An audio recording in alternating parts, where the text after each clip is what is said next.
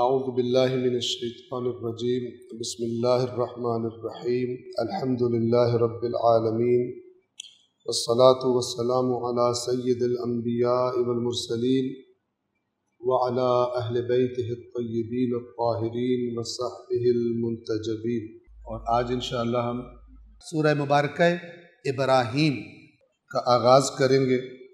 پہلے انشاءاللہ اس سورہ مبارکہ کی 46 آیت سے لے کر آیت نمبر 52 تک تلاوت کریں گے، اور اس کے بعد ان آیات کا ترجمہ اور مختصر وضاحت آپ کی خدمت میں۔ اعوذ باللہ من الشیطان الرجیم بسم اللہ الرحمن الرحیم وَقَدْ مَكَرُوا مَكْرَهُمْ وَعِنْدَ اللَّهِ مَكْرُهُمْ وَإِنْ كَانَ مَكْرُهُمْ لِتَزُولَ مِنْهُ الْجِبَالُ فَلَا تَحْسَبَنَّ اللَّهَ مُخْلِفَ وَعْدِهِ رُسُلَهُ إِنَّ اللَّهَ عَزِيزٌ ذُو انتِقَامٍ يَوْمَ تُبَدَّلُ الْأَرْضُ غَيْرَ الْأَرْضِ وَالسَّمَاوَاتُ وَبَرَزُوا لِلَّهِ الْوَاحِدِ الْقَهَّارِ وَتَرَى الْمُجْرِمِينَ يَوْمَئِذٍ مُقَرَّنِينَ فِي الْأَصْفَادِ سَرَابِيلُهُم مِّن قَطِرَانٍ وَتَغْشَى وُجُوهَهُمُ النَّارُ لِيَجْزِيَ اللَّهُ كُلَّ نَفْسٍ مَّا كَسَبَتْ إِنَّ اللَّهَ سَرِيعُ الْحِسَابِ هَذَا بَلَاغٌ لِلنَّاسِ وَلِيُنذَرُوا بِهِ وَلِيَعْلَمُوا أَنَّمَا هُوَ إِلَٰهٌ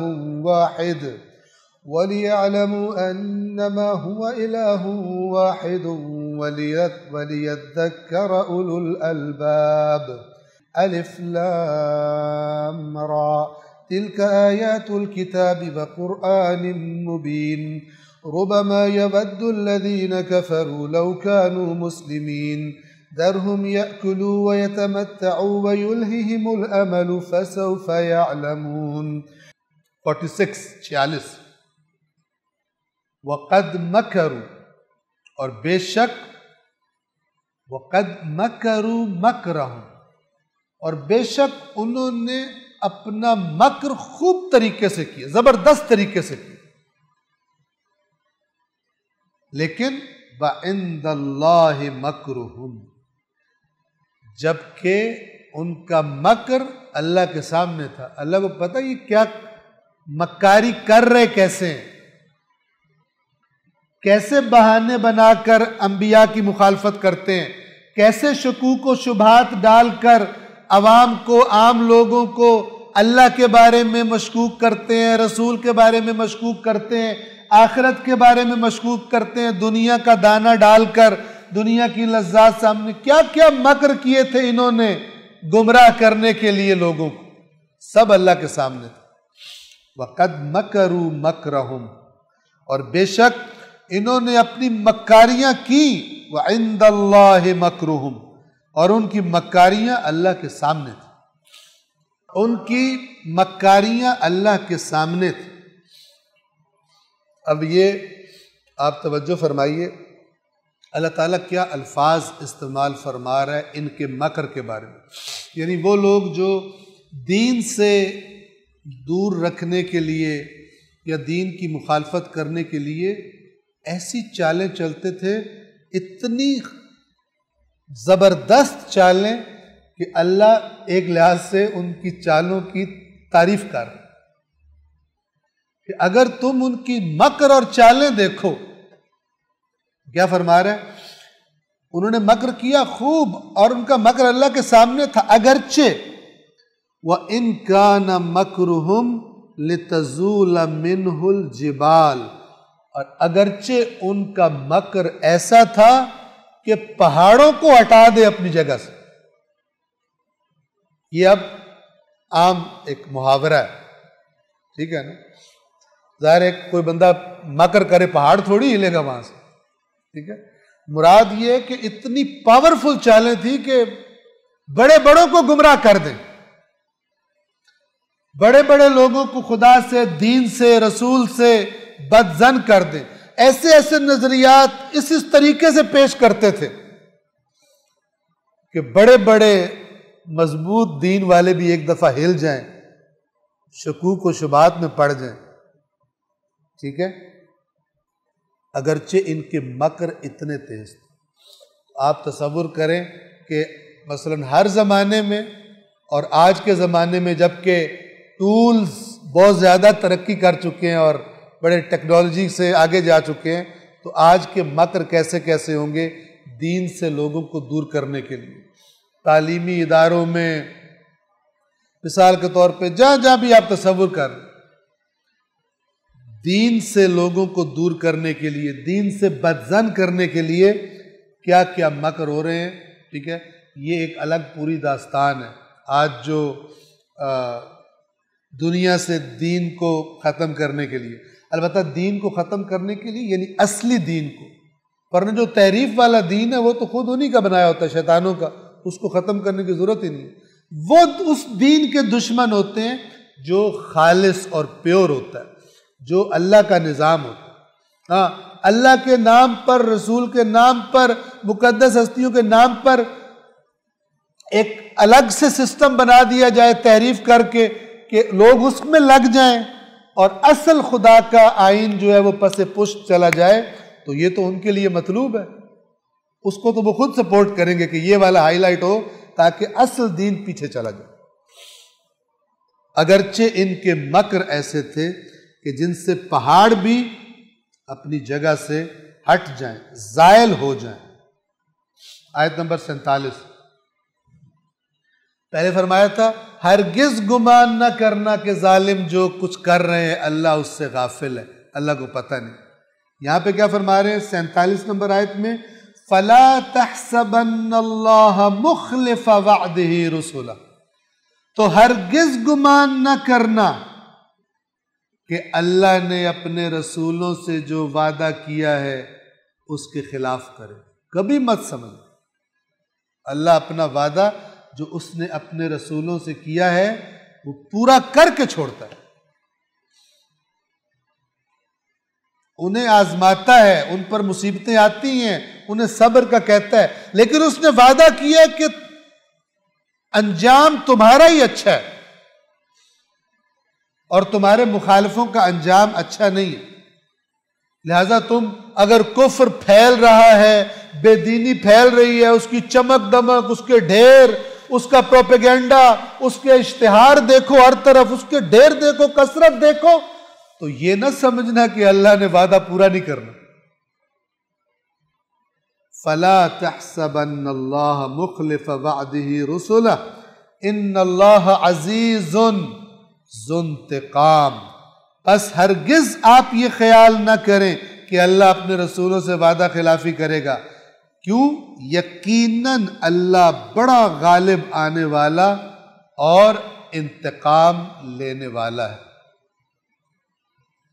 سب سے طاقتور کون ہوتا ہے انتقام لینے والا؟ جو سب پہ غالب آ سکتا ہو، یعنی کوئی ایسی طاقت نہ ہو کہ جو اس کو روک لے۔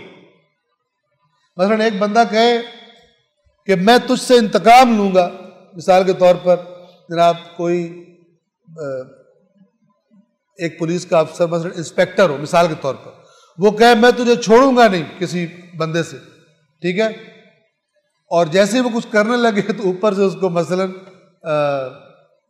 ڈی پی او صاحب کا فون آ جائے، ایس ایس پی کا فون آ جائے کہ خبردار تو نے بندے کچھ کہا تھا، وہ جو کہہ رہا تھا میں تجھے چھوڑوں گا نہیں، اس کی آواز نکل جائے گی، پنکچر ہو جائے گا، کیونکہ کہے گا تو نے اس کو کچھ کیا تو پھر تیرے ساتھ میں وہ کروں گا کہ تو یاد رکھے گا۔ اوپر اپنے بڑے کو دیکھ کے یہ چپ کر چھوڑ دے گا، لیکن اللہ کے اوپر کوئی نہیں ہے کہ جو اللہ کو کہے اس کو کچھ نہیں کہہ رہا تم۔ اگر ایسی کوئی سٹوری سنی ہوئی ہے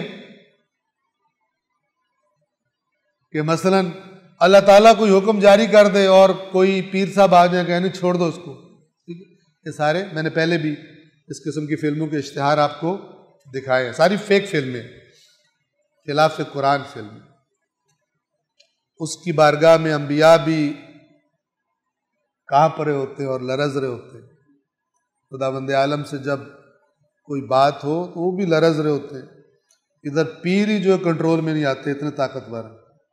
ان اللہ عزیز ذو انتقام، بے شک اللہ بڑا غالب آنے والا، انتقام لینے والا ہے۔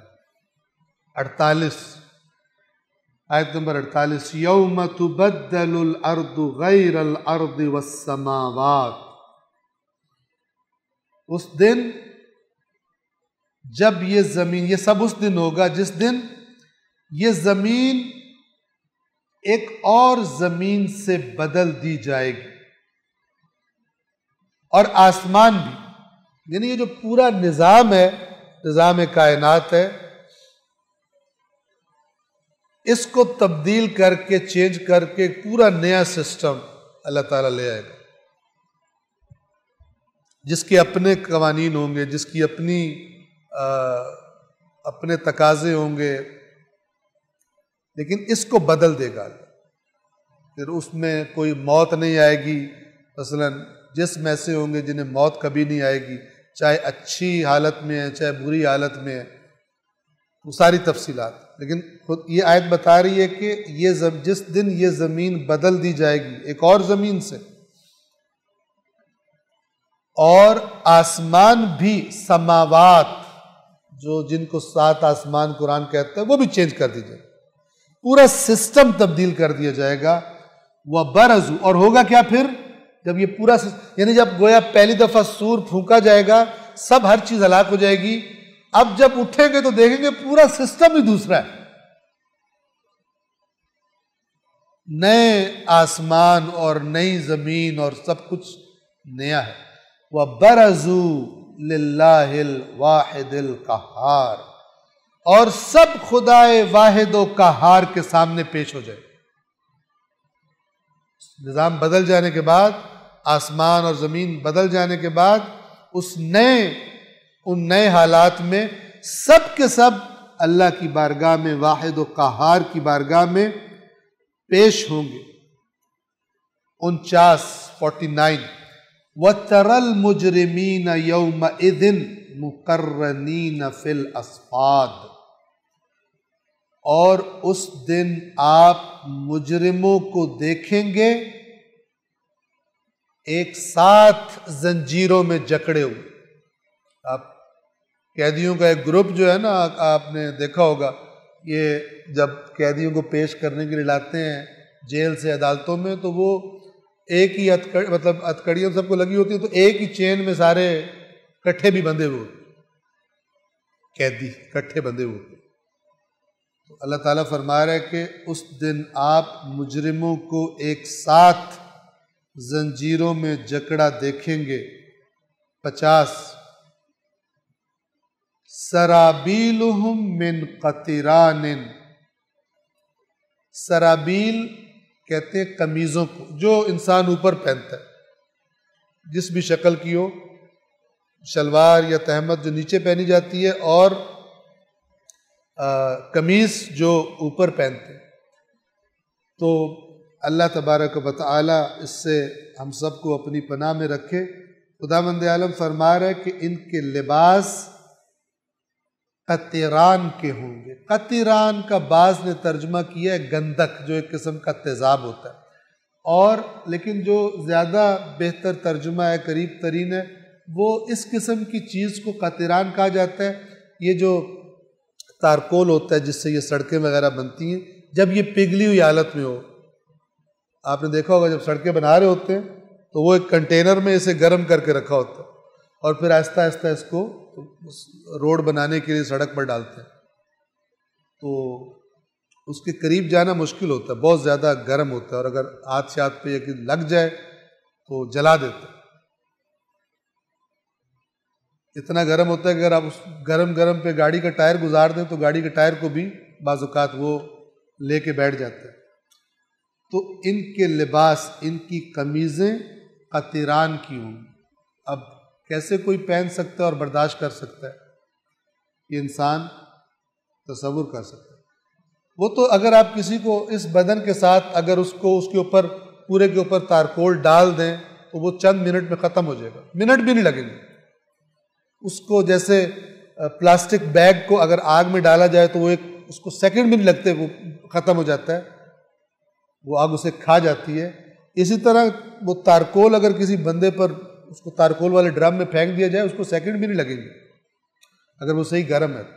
لیکن اس دنیا کی جو مشکل ہے وہ یہ ہوگی کہ بندہ مرے گا نہیں۔ اللہ تعالیٰ کہتا ہے موت نہیں آئے گی، اور جب موت کو پکاریں گے تو فرشتے کہیں گے کہ ایک موت کو نہیں، کئی موتوں کو پکارو، لیکن تب بھی فائدہ نہیں ہوگا، اس لیے کہ تمہیں اس کو برداشت کرنا ہے۔ واقعاً اگر ان آیات کی باتوں پر میں نہیں کہتا فل ایمان ہو، تھوڑا سا بھی ہو، تو بھی انسان کی لگامیں کافی صحیح ہو جاتی ہے۔ اس کو کوئی برداشت کر سکتا ہے؟ سرابیلہم من قطران، اور ان کے لباس گندھک کے یا اسی گرم تارکول کے ہوں گے، وَتَغْشَى وُجُوهَهُمُ النَّارُ، اور آگ ان کے چہروں کو ڈھانپ رہی ہوگی، یعنی منہ بھی، چہروں پر بھی آگ لگی ہوئی ہوگی، اور جو لباس پہنے ہوں گے وہ بھی، جیسا کہ میں نے عرض کیا آپ کے خدمت۔ 51، کس لیے یہ سب ہوگا؟ لِيَجْزِيَ اللَّهُ كُلَّ نَفْسٍ مَا كَسَبَتْ، تاکہ اللہ ہر نفس کو اس کے عمل کی جزا دے۔ یہ اللہ نے کر کے چھوڑنا، یہ اس لیے ہوگا کیونکہ اللہ نے پہلے سے بتایا ہوا کہ میں نے یہ کرنا ہے، تاکہ اللہ ہر نفس کو جو اس نے کسب کیا ہے، جو اس نے عمل کیا ہے، اس کی جزا دے۔ ان اللہ سریع الحساب، اور بہت دیر بھی مت سمجھنا، بے شک اللہ بہت جلدی حساب لینے والا ہے۔ اور آیت نمبر 52 جو آخری آیت ہے سورہ ابراہیم کی بھی اور قرآن مجید کے 13ویں جز کی بھی، وہ یہ ہے، توجہ فرمائیے گا۔ فرمایا ہذا اشارہ ہوتا ہے، یہ بلاغ للناس، یہ لوگوں کے لیے، آپ اس کا ترجمہ کریں، بلاغ کہتے ہیں پہنچا دینا، پہنچ جانا، یہ لوگوں کے لیے خبردار کرنے کا پیغام ہے۔ یہ لوگ، کبھی قرآن کیا کہتا ہے اپنے آپ کو، اللہ تعالیٰ فرماتا ہے، کبھی فرماتا ہے ھذا بیان للناس، یہ قرآن لوگوں کے لیے کیا ہے؟ بیان۔ یہاں پہ کیا فرما رہا ہے؟ ھذا بلاغ للناس، یعنی یہ ایسا بیان ہے جو پہنچا دیا گیا لوگوں کو۔ لوگ کیا کہہ رہے ہیں؟ ہمیں تو یہ سمجھ نہیں آتا۔ آج کی امت مسلمہ ضرورت سے زیادہ سمجھدار ہو گئی۔ کہتے ہیں اللہ تعالیٰ کبھی کہہ رہا ہے یہ سب کو خبردار کر دیا گیا ہے، کبھی کہہ رہا ہے میں قسم کھا کے کہہ رہا ہوں میں نے اس کو نصیحت کے لیے آسان کر دیا ہے، کبھی فرما رہا ہے یہ بیان ہے، کبھی فرما رہا ہے یہ نور ہے، کبھی فرما رہا ہے جو اس میں تدبر غور و فکر نہیں کرتے ان کے دلوں پہ تالے پڑے ہوئے ہیں، لیکن سامنے والے بھی اتنے ڈھیٹ ہیں، کہتے ہیں پھر کروا کے دکھا لے یا اللہ ہم سے۔ آپ اگر پکے ہیں نا تو ہم بھی کچے نہیں ہیں، ہم بھی اس قرآن سے کبھی اسلام نہیں سیکھیں گے، کر لیں مقابلہ ہمارے ساتھ۔ ہم نے ایسے علمی دلائل بنائے ہیں کہ پبلک کو نزدیک نہیں آنے دیں گے قرآن کے، اور پبلک بھی جب قرآن پڑھتی ہے ٹینشن ہو جاتی ہے، وہ جو پیکج ملا ہوا جنت کا، کہتے ہیں یہ کیا ہو گیا، اتنا زبردست پیکج ملا تھا، ایک آدھے دو کام کر کے جنت کنفرم کرائی ہوئی تھی، ٹھیک ہے، وی آئی پی لاؤنج میں سیٹ رکھائی ہوئی تھی اپنی، وہاں پہ جا کر ادھر دیکھتے ہیں تو کہتے ہیں جگہ ہی کوئی نہیں ہے، انٹری بند ہے۔ ان حرکتوں کے ساتھ، اس زندگی کے ساتھ جو جاری ہے، تو پھر پریشان ہوتے ہیں۔ پھر جب پریشان ہوتے ہیں تو ان کو پین کلر اور نشے کی گولی دی جاتی ہے کہ اس کے تو کئی مطلب ہوتے ہیں، یہ اس طرح نہیں سمجھ میں آتا۔ وہی بات جس کو ہم نے تمہیں چوسنی دی ہوئی ہے منہ میں، اسی کو چوستے رہو، وہی ٹھیک ہے، اس کی طرف مت آنا۔ لہٰذا قرآن مجید مہجور ہے معاشرے میں، قرآن مجید مہجور ہے۔ اس کو جب اہل بیت موجود تھے وہ مہجور اور مظلوم اور مقتول تھے، پھر اب وہ جب ظاہراً موجود نہیں ہیں، اپنی زندگیاں گزار کے اللہ سے ملاقات کر لی ہے انہوں نے، اب جو موجود ہے اب ان سے پیار ہے، اس سے پیار کوئی نہیں۔ کتنے سمجھدار اور انٹیلیجنٹ اور سمارٹ امت پائی ہے، زبردست قسم کہ جو ہے پاس اس کو لفٹ نہیں کرانی. اللہ کے رسول قرآن و اہل بیت چھوڑ کر گئے. آج کے زمانے میں قرآن یہ مسجدوں میں پڑا ہوا ہے, گھروں میں پڑا ہوا ہے, ٹھیک ہے. ہدایت لینے والا کوئی نہیں. میں نہیں کہتا تلاوت کرنے والا کوئی نہیں, ہدایت لینے والا کوئی نہیں. اس سے تلاوت کرنے والے تو پھر بھی مل جائیں گے. اور 12واں امام نظروں کے سامنے نہیں ہے, امام مہدی المنتظر عجل اللہ تعالی فرجہ الشریف. وہ جو غائب ہے, دونوں میں دو چیزیں ہیں نا امپورٹنٹ ترین, قرآن اور اہل بیت ہیں. جو ہوتا ہے اسے یا مارتے ہیں یا اسے تنہا چھوڑ دیتے ہیں. ائمہ نے تنہائیوں میں زندگیاں گزاری ہیں نا, تنہا تھے, مہجور تھے وہ بھی. اب جو غائب ہیں, دعائیں ہو رہی ہیں, پتہ نہیں کیا کیا ہو رہا ہے, جو موجود ہے اس کو لفٹ ہی کوئی. سمجھدار ہے کہ نہیں؟ بہت سمجھدار, بہت سمجھدار ہیں, اور جنت بھی سب کی کنفرم ہوئی. ھذا بلاغ للناس, یہ قرآن لوگوں کو پہنچا دیا گیا ہے. اللہ نے حجت تمام کر دی ہے اس قرآن کو دے کر. کس لیے؟ وَلِيُنذَرُوا بِهِ, تاکہ اس قرآن کے ذریعے لوگوں کو خبردار کیا جائے کیا ہونے والا آئندہ, کیا کرو گے تو کیا ہوگا اور کیا کرو گے تو کیا ہوگا. تاکہ خبردار کر دیا جائے لوگوں کو اس قرآن کے ذریعے سے. وَلِيَعْلَمُوا, اور تاکہ لوگ جان لیں, انما ہوا الہ واحد, یہ کہ وہی ایک معبود ہے, الہ واحد ہے, وہی ایک ہے اور کوئی معبود نہیں ہے. وَلِيَذَّكَّرَ أُولُو الْأَلْبَابِ, اور تاکہ صاحبان عقل اس نصیحت کو قبول کر لیں, اس نصیحت کو سمجھ لیں. لیکن ایک قرآن کے صاحبان عقل ہیں جن کی نشانی یہ ہے کہ وہ قرآن مجید سے دین سمجھتے ہیں, اس میں غور و فکر کرتے ہیں اور اس سے عبرت لیتے ہیں اس کی باتوں سے. ایک وہ ہیں جنہیں قرآن سمجھدار کہہ رہا ہے, اور ایک وہ سمجھدار ہے جو تھوڑی دیر پہلے میں آپ کی خدمت میں عرض کی کہ ان کی ساری سمجھ یہ ہے کہ کسی طرح قرآن مجید کی طرف بھول کے بھی کوئی پڑھنے کے لیے نہ آ جائے, تاکہ پچھلی جو پکی پکائی کھچڑی ہیں سالوں سے وہ ڈسٹرب نہ ہو جائیں اور ان نظریات میں کوئی خلل اور کوئی دراڑ نہ پڑ جائے. صلوات پڑھیں محمد و آل محمد. سورۃ الحجر کے آغاز سے ہم ترجمہ اور وضاحت کا آغاز کر رہے ہیں. قرآن مجید کی 15ویں سورت ہے سورۃ الحجر. مکہ میں نازل ہوئی ہے, اور اس سورت کے اندر جو مطالب بیان ہوئے ہیں وہ اس بات کی طرف اشارہ کر رہے ہیں کہ اللہ کے نبی صلی اللہ علیہ وآلہ وسلم کو دین کا کام دعوت اسلام شروع کیے کچھ عرصہ گزر چکا ہے, اور مخالفت عروج پر. اس کا اندازہ ہم اس بات سے لگا سکتے ہیں کہ اس قرآن میں خبردار کرنا بہت شدت کے ساتھ آیا ہے. یہ بتا رہا ہے کہ مخالفت میں شدت آ گئی تھی, تو اللہ نے بھی پھر ڈرانے میں اور خبردار کرنے میں اس صورت میں شدت سے کام لیا. اور دوسری چیز جو اس صورت میں ہمیں نظر آتی ہے وہ اللہ کے نبی کو تسلی اور دلجوئی ہے, اور یہ بتا رہی ہے کہ یعنی رسول پاک کی ذات اقدس بہت زیادہ تحت فشار تھی, بہت زیادہ مصیبتوں کے پہاڑ توڑے جا رہے تھے اللہ کے نبی پر. تو اللہ نے اپنے رسول کو اس سورہ مبارکہ کی آیات میں تسلی دی ہے.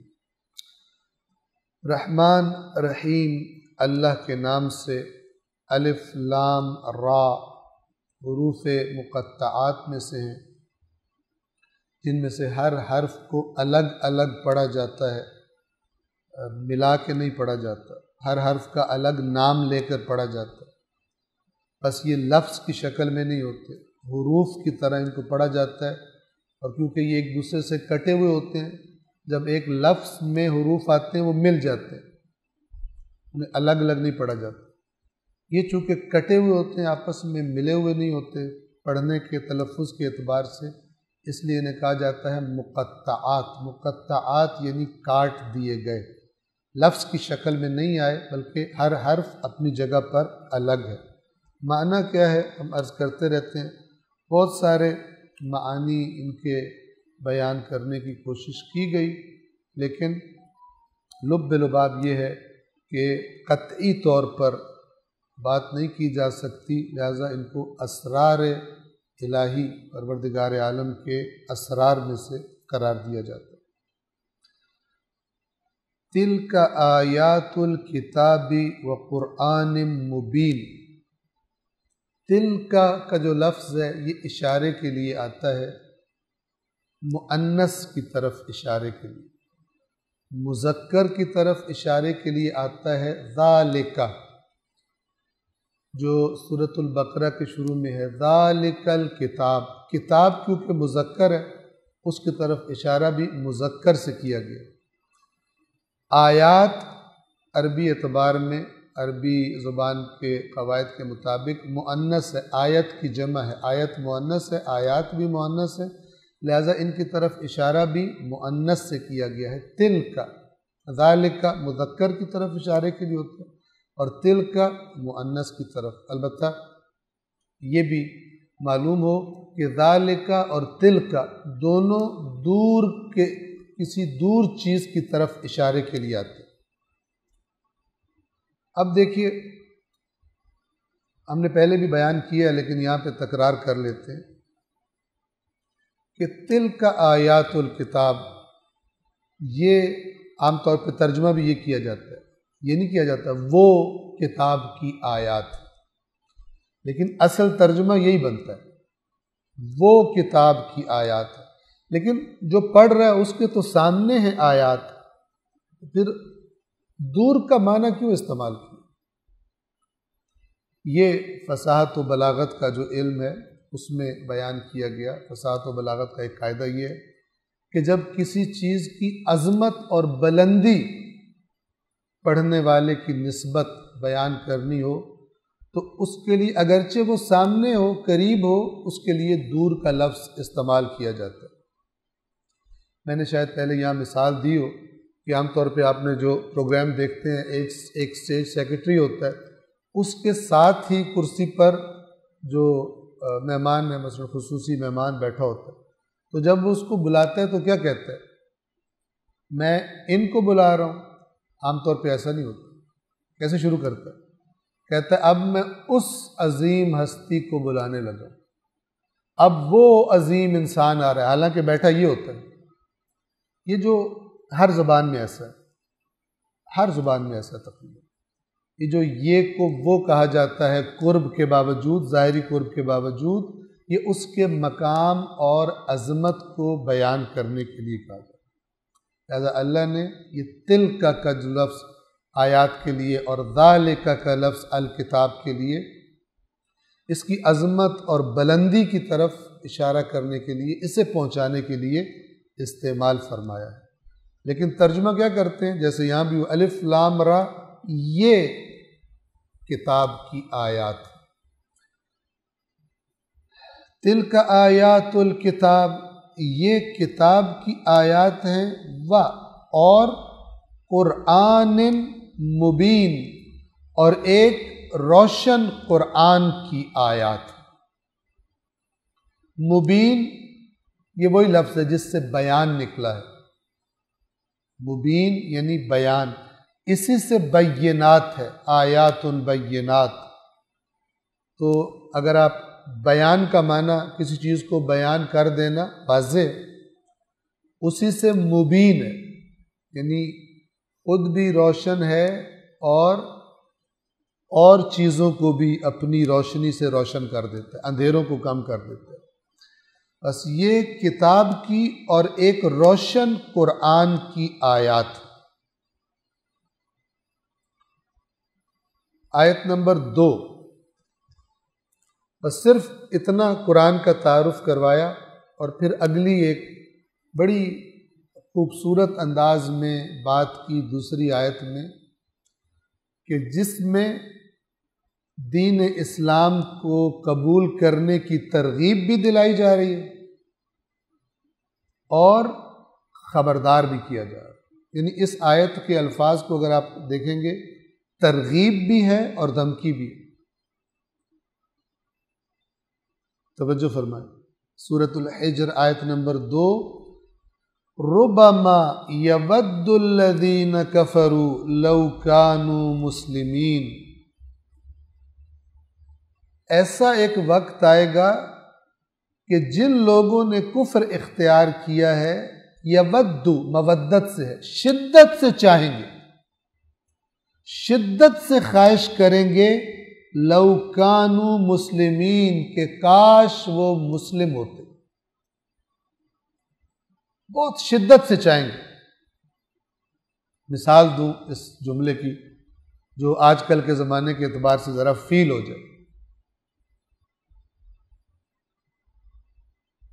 آج کل مثلا فرض کریں جی پراپرٹی کا کام، تو آپ کا دوست آپ سے آ کر کہے، قابل اعتماد اور ماہر پراپرٹی ڈیلنگ کا، جائیدادیں خریدنے کا، وہ آپ سے آ کر کہے کہ فلان ٹاؤن میں، فلان کالونی میں پلاٹ خرید لو، جیسے بھی ہوتا ہے خرید لو، قرضہ لے لو، کوئی چیز بیچنی پڑے تو بیچ دو، لیکن وہ پلاٹ خرید لو۔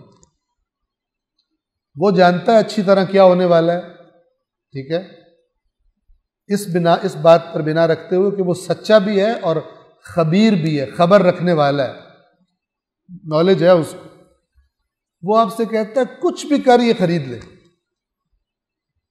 ٹھیک ہے، اور آپ جو ہے آپ کو سمجھ نہیں آ رہی، آپ کی نالج کم ہے، آپ کو پتہ نہیں ہے، تو آپ تردد کر رہے ہیں، تو وہ آپ کو یہ والا جملہ بولتا ہے کہ نہیں خرید رہا نا، تو یاد رکھ ایک وقت آئے گا کہ تو حسرت کرے گا، کاش میں نے یہ پلاٹ خرید لیا ہوتا، ٹھیک، ایک وقت آئے گا کہ تو شدت سے چاہے گا، میں نے کاش اس کی بات مان کر یہ پلاٹ خرید لیا ہوتا، اتنا زیادہ منافع ہے اس میں۔ یہ تو صرف منافع کی بات ہے، جبکہ یہاں پر خطرہ بھی بہت بڑا ہے۔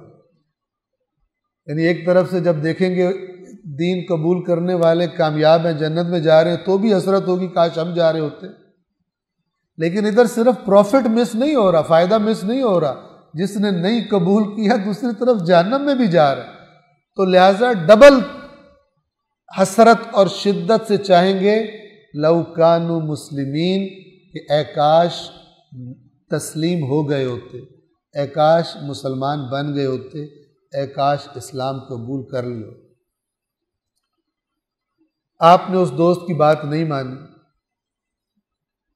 آپ کو چند مہینے بعد پتہ چلا کہ وہ جو 10 لاکھ روپے کا اس وقت مل رہا تھا، ٹھیک ہے، مطلب 4-5 مہینوں بعد اچانک 1 کروڑ کا ہو۔ جن چیزوں کو آپ اس وقت بیچنا نہیں چاہ رہے تھے کہ میں کیوں بیچوں، آپ کہیں گے کاش یہ ساری بیچتی ہوتی، یہ لے لیا ہوتا، کیونکہ یہ ساری ملا کے 50 لاکھ کی بھی نہیں، یہ تو 1 کروڑ کا ہو گیا، ٹھیک، آپ کو حسرت ہوگی کاش، تو آپ کی حسرت ہوئی، آپ بیٹھ گئے، اگلے مہینے پتہ چلا کہ 5 کروڑ کا ہو گیا، آپ کو نفرت ہونے لگے گی اپنے آپ سے بھی اور ان چیزوں سے بھی کہ میں نے ان کو نہیں بیچا، تب 5 کروڑ کا پلاٹ ہو گیا۔ لیکن اب آپ خرید نہیں سکتے۔ اب میں مثال دے رہا ہوں سمجھانے کے لیے، قیمت بڑھتی جا رہی ہے، آپ کی حسرت شدید ہوتی جا رہی ہے، اے کاش خرید لیا ہوتا۔ دوست کو آپ کہیں گے او یار میں بڑا بدبخت میں بڑا بے نصیب، جائے اپنے آپ کو برا، ایسے ہی ہوتا ہے نا، ٹھیک ہے، بس میں یہ وہ فلان۔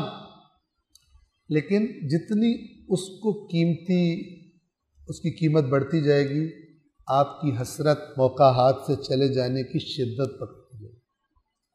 اللہ تعالیٰ یہ اس میں خبردار کرنا بھی ہے اور اس میں شدید ترغیب بھی ہے، خرید لو، جھک جاؤ اللہ کے قانون کے سامنے۔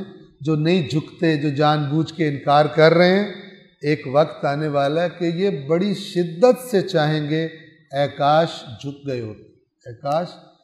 کن چیزوں کے لیے سرکشی کی، کن لذتوں کے لیے، کتنے مال کے لیے، کیا کر لیا، سب چلا گیا، اب جہنم سامنے ہے۔ اور وہ جو جھکے تھے وہ کتنا مال انہوں نے کمپرومائز کیا، کتنا حرام چھوڑا انہوں نے، ٹھیک ہے، کتنی لذتیں ترک کی، اور اس کے بدلے اتنا کچھ مل رہا ہے۔ یہ جب دونوں چیزیں دیکھیں گے، ربما یود الذین کفروا لو کانوا مسلمین، بڑی شدت سے چاہیں گے کاش اللہ کے رسول کی بات مان کر تسلیم ہو گئے ہوتے۔ ایک وقت ایسا ہوگا کہ کافر لوگ آرزو کریں گے کہ کاش وہ مسلمان ہوتے۔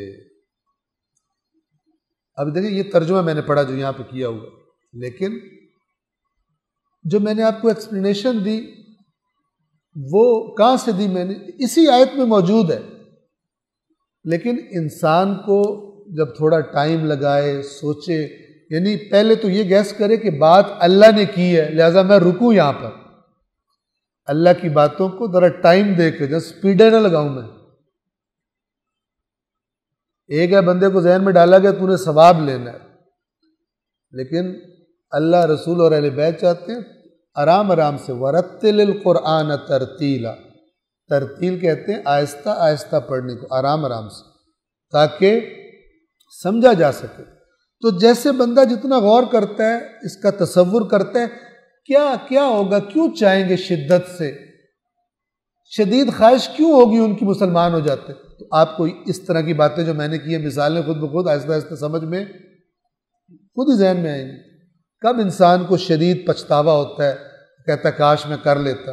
میں نے آپ کو ایک دنیاوی آج کے زمانے کی مثال دی جس سے یہ زیادہ فیل ہو کہ اللہ تعالیٰ یہاں پر کیا کہنا چاہتا ہے۔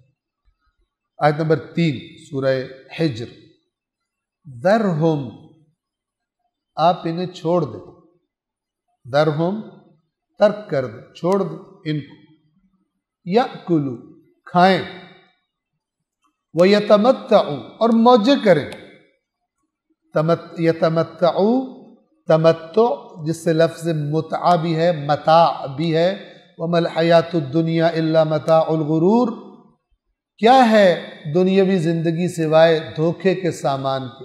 متاع کہتے ہیں، اردو میں ہم کہتے ہیں مال و متاع، وہ چیزیں کہ جو زندگی گزارنے کا سامان ہوتی ہیں، کچھ ضروری ہوتی ہیں، کچھ لذت کے لیے ہوتی ہیں، ضروری نہیں ہوتی، لیکن بندے پھر بھی چاہتے ہیں ہو ہمارے پاس تاکہ لائف انجوائے کریں، مزے لیں، ٹھیک ہے نا۔ مطلب زندہ رہنے کے لیے بندہ کوئی بھی صحیح غذا، حلال غذا کھا سکتا ہے، لیکن بندہ کیا کہتا ہے مزیدار بھی ہو۔ تو یہ سب کے سب متاع میں آتے ہیں، اور ان سے استفادہ کرنے کا کیا جاتا ہے تمتع۔ ذرہم، اے رسول چھوڑ دیں، یعنی پیچھے آیت میں کیا کہا تھا، ایک دن آئے گا کہ یہ چاہیں گے کہ کاش مان لی ہوتی۔ اب جب یہ آیات ان کے سامنے رکھی گئی ہیں، سب کچھ بتایا جا رہا ہے، پھر بھی ان کو اس کا شوق ہے نا، یأکلوا ویتمتعوا، انہیں ہے کہ اس کی بات مان لیں گے تو اس طرح آزادی سے نہیں چر سکیں گے جس طرح پہلے چر رہے تھے، آرام و حلال کے فرق کے بغیر جو دل کرتا تھا کر لیتے تھے۔ کچھ پابندیاں لگ جائیں گی، یہ پابندیاں نہیں چاہ رہے اپنے۔ ذرہم، انہیں چھوڑ دو، یأکلوا، کھائیں، ویتمتعوا، اور مزے کریں، انجوائے کریں چیزوں کو، وَيُلْهِهِمُ الْأَمَلُ، یہ دو لفظ جو آئے تھے یأکلوا ویتمتعوا، یہ ان کی فیلنگز ہیں، کھا رہے ہیں ہم، موجیں کر رہے ہیں، یہ ان کو بتایا جا رہا ہے، ٹھیک ہے نا، ان کو یہ لگ رہا ہے۔ ہو کیا رہا ہے اگلی بات، وَيُلْهِهِمُ الْعَمَلُ، اور آرزویں ان کو گمراہ کر دیں، آرزویں ان کو بھٹکا دیں۔ پلان کیا ہو میں نے یہ کرنا ہے، میں نے یہ کرنا ہے، میں نے یہ چیز حاصل کرنی ہے، میں نے وہاں گھر بنانا ہے، میں نے ادھر، میں نے یہ چیزیں اچیو کرنی ہے، میں نے اس لیول پہ پہنچنا ہے، اتنا مال بنانا ہے، یہ آرزویں، ان کو کھانے پینے کا، موجیں کرنے کا شوق ہے، اے رسول چھوڑ دیں ان کو، کھائیں، موجیں کریں، اور یہ آرزویں، الف سے، ایک عین سے تو عمل کام ہوتا ہے، الف سے، الف میم لام یعنی حمزہ میم لام، یہ ہوتا ہے آرزو، آرزو، لمبی آرزو. اور آرزویں انہیں کیا کریں؟ یلہہم، ان کو بھٹکائے رکھیں، بہکائے رکھیں. یہ یلہ کون سا لفظ ہے؟ اس لفظ سے آپ مانوس ہیں، قرآن کے لفظ. یہ وہی لفظ ہے جو قرآن میں آیا ہے، بسم اللہ الرحمن الرحیم، الہاکم التکاثر. کثرت کے مقابلوں نے، یہ زیادہ، میرا تم سے زیادہ ہونا چاہیے، میں نے اس سے زیادہ کرنا ہے، یہ کرنا ہے، یہ میرے پاس زیادہ ہے، اس زیادہ دنیا کے زیادہ کرنے کے مقابلوں نے تمہیں کیا کیا ہے؟ الہاکم، تمہیں بہکا دیا. اسی سے لفظ لہو ہے، لہو کہتے ہیں نا، لہو و لعب، انما الحیات الدنیا لعب و لہو. لعب کہتے ہیں، اصل میں کہتے ہیں بے مقصد کام. تو پھر کبھی سے کہتے ہیں کھیل تماشا. کیا ہے یہ دنیا کی زندگی کھیل تماشے کے علاوہ؟ لیکن لعب کا مطلب اصل میں بے مقصد کام. لہو کیا ہے؟ لہو، لہو اس کام کو کہتے ہیں، اس غیر اہم کو، توجہ کیجیے، اس ان امپورٹنٹ غیر اہم کام کو کہتے ہیں جو انسان کو اپنے اندر مشغول کر کے ایک اہم کام سے غافل کر. اللہ نے دنیا کیا بتائی ہے؟ دنیاوی زندگی اگر خدا سے کنیکٹڈ نہ ہو، اگر مقصد حیات کی طرف توجہ نہ ہو کہ اللہ نے مجھے کیوں بھیجا ہے، تو کیا ہے؟ لعب و لہو، بے مقصد. اور لہو یعنی اس کھیل تماشے میں لگ کے تم مقصد حیات بھول گئے، کہاں سے آئے ہو، کہاں جانا ہے، کتنی مہلت، تم سب بھول کے اس میں لگے ہو، اسے جمع کرنے میں. انما الحیات الدنیا لعب و لہو، لعب بے مقصد. مقصد زندگی یہ نہیں ہے، لہو ہے. نہ صرف یہ کہ یہ مقصد نہیں ہے، بلکہ مقصد سے غافل کر کے اپنے اندر اس کی چمک دمک نے، اس کی لذتوں نے تمہیں الجھا دیا. تو یہ وہ لفظ ہے.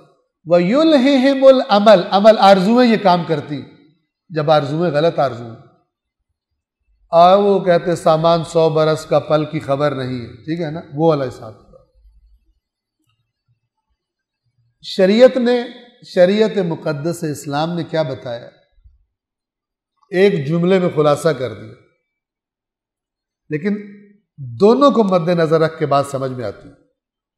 فرمایا کہ دنیا کے لیے ایسے محنت کرو جیسے تمہیں ہمیشہ یہاں رہنا ہے، تو خوش ہو جاؤ. ہم یہ تو کر رہے ہیں. کہا کہ آخرت کے لیے ایسے تیاری کرو جیسے کل ہی جانا ہے وہاں. تو اس ٹائر میں جو زیادہ ہوا بھر گئی تھی اور بیلنس خراب ہو گیا تھا، وہ ہوا کم ہو جائے گی اور دونوں ٹائر پھر زندگی کی گاڑی بیلنس ہو جائے گی. جیسے روایات میں ہے نا، اللہ سے روایات اہل بیت میں، اصول کافی کی روایات ہے، اللہ سے اس طرح ڈر کہ اگر سارے جنوں اور انسانوں کی جتنی نیکیاں بھی لے کر آئے گا تو بھی تجھے عذاب کر دے. اب کسی میں جرأت ہے کہ میں اتنی نیکیاں کی اب میں گناہ کر لوں؟